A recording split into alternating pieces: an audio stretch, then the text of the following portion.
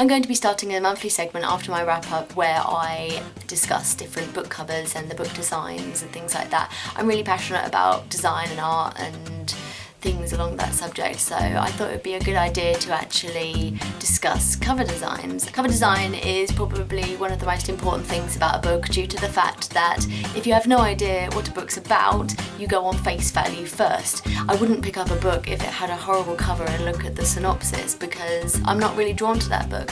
I go to books that I'm drawn to because of the cover design rather than anything else, unless I already know that they are a good book and I've been recommended them already.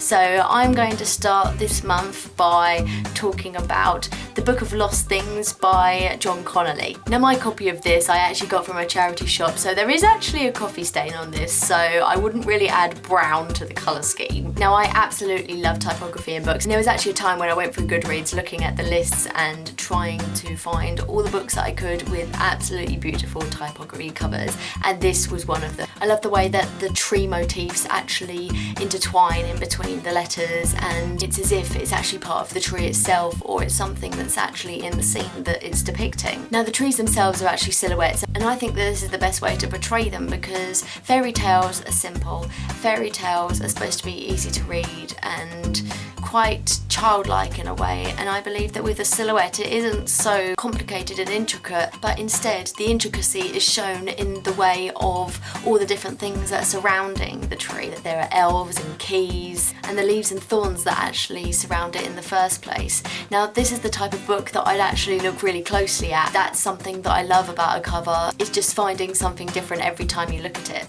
I'll have to admit that it was the bright red that drew me in first of all. The black silhouette against the red background with the white writing is just absolutely beautiful. The picture of the boy reading and the author's name are actually in a silver, and that just sort of sets it off. So the colour scheme of red, black, white and silver is very striking, as only one colour is actually used predominantly in that. It doesn't give anything away about the book, and it's literally just a plain and simple design, and I sometimes think that the simplest designs are the best designs as they don't make too much fuss and they don't overcomplicate things. And although this design is quite intricate in the ways of the subjects that are in the trees, etc., but it is very simple. The next book is Miss Peregrine's Home for Peculiar Children by Ransom Riggs. Now I am going to ignore this little international bestseller, or yes, international bestseller sticker, because I really can't stand it when stickers are on books, as you probably already know, and as probably many of you feel exactly the same way. It's annoying. Why do it?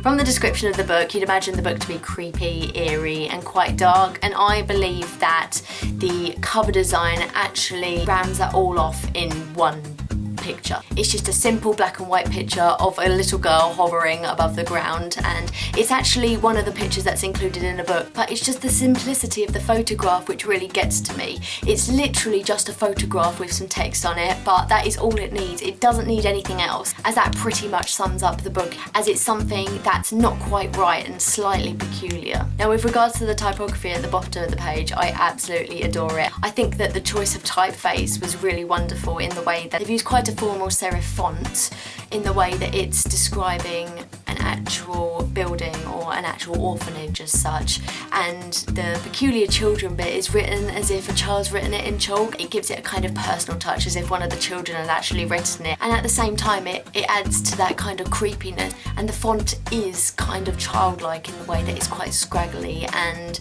although you can still read it, you can still tell that it probably may have been done by a child, so therefore it may have been one of the peculiar children, and it just really adds to the look of the book and adds a very vast contrast in comparison to the serif font above it. Now around the title there are these little motifs or patterns, and I think that these are really pretty. I've always loved little motifs, like little vintage motifs, I don't know what you call them really. As like the formal serif font, they add a kind of officialness about it. But at the same time as it being official, it makes it look quite neat and tidy, as without the writing there and without it being that size, there would have been a massive gap at the bottom of the book, and if there had been there, it would have just been too much empty space, and I believe that they've used the layout of the book very well and covered the space that needed to be covered. I didn't actually have that many books with covers that I really loved last month, but let me know what you think and if you enjoyed it or if you've got any suggestions or anything like that, and I'd really love to hear, and I'll see you all in my next video. Bye!